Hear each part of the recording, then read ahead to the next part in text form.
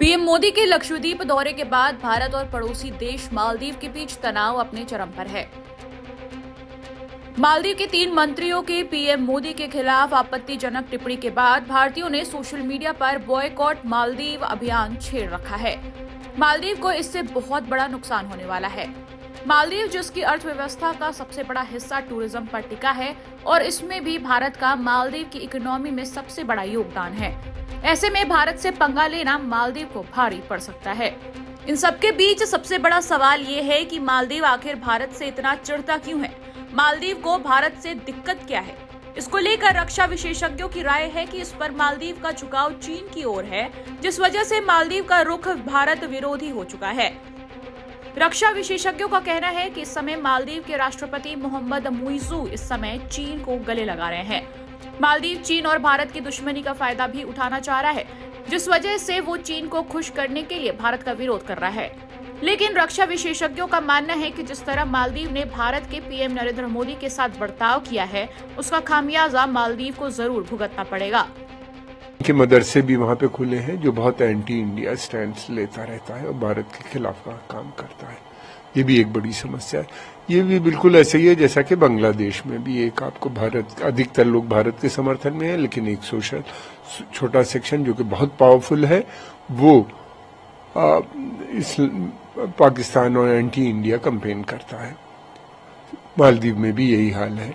ये बैठक हुई है, लगता ऐसा है कि वो लोग ये भी चाहते हैं कि रिश्ते ज्यादा न बिगड़ने पाए।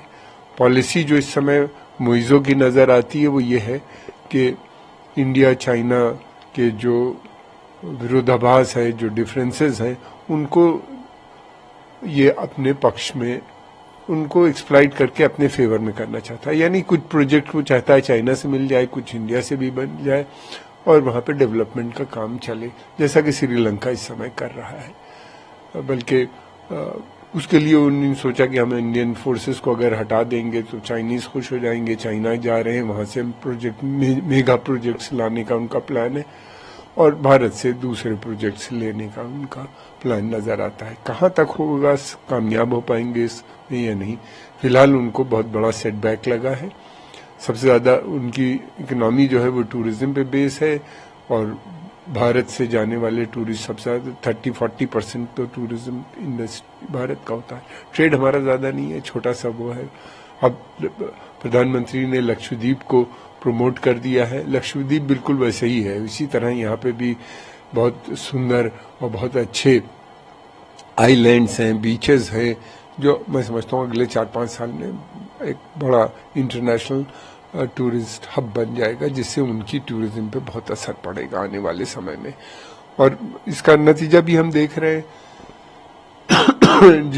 इन स्टेटमेंट्स के आने के बाद से भारत के अंदर एक हलचल हुई और लोग बहुत नाराज हैं, खासतौर से प्रधानमंत्री मोदी जी के बारे में। ये अब जिस तरीके के शब्दों का इस्तेमाल किया गया या भारत के खिलाफ जिस तरीके से किया गया, टूरिस्ट जाने से इनकार कर रहे हैं, कंपनीज ने भी बंद कर दिया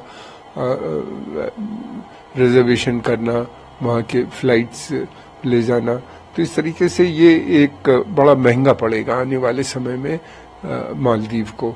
अब वो किस तरह से डील करते हैं आने वाला समय बताएगा, लेकिन ये है कि मुश्किल हो गई है। अब लक्षद्वीप ही भारत वाले जाएंगे। ये वो जगहें लोग वहां जाते थे, शादियां करते थे, आइलैंड्स पे अलग अलग उनकी थी। अब ये सारी सुविधाएं यहाँ भी होंगी, यहाँ भी वैसे ही है। भारत में तो और एडवांटेज है इसलिए कि भारत के अंदर पहाड़ भी हैं, फिर उसके अलावा समुंदर भी है, फिर उसके अलावा ये भी नहीं डेजर्ट भी है हमारे यहाँ, सहरा जिसे कहते हैं, और बीचेस बहुत सुंदर हैं भारत की। तो भारत जितना ऑफर करता है इतना कोई नहीं। फिर ये है कि भारत के अंदर खाना पीना, कल्चर, हमारे म्यूजिक, डांस, सब चीजें जो होती हैं उसको देखते हुए मैं समझता हूँ आने वाले समय में लक्षद्वीप एक बहुत इम्पोर्टेंट सेंटर टूरिज्म का बनेगा, जहाँ प्रधानमंत्री स्वयं गए और उसके बाद से लोगों की रुचि भी बढ़ गई है। तो ऐसा माना जाए कि पीएम मोदी के खिलाफ टिप्पणी करना अब मालदीव को आने वाले समय में भारी पड़ने वाला है।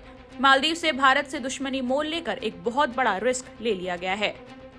टाइम्स नाउ नव भारत डिजिटल की रिपोर्ट।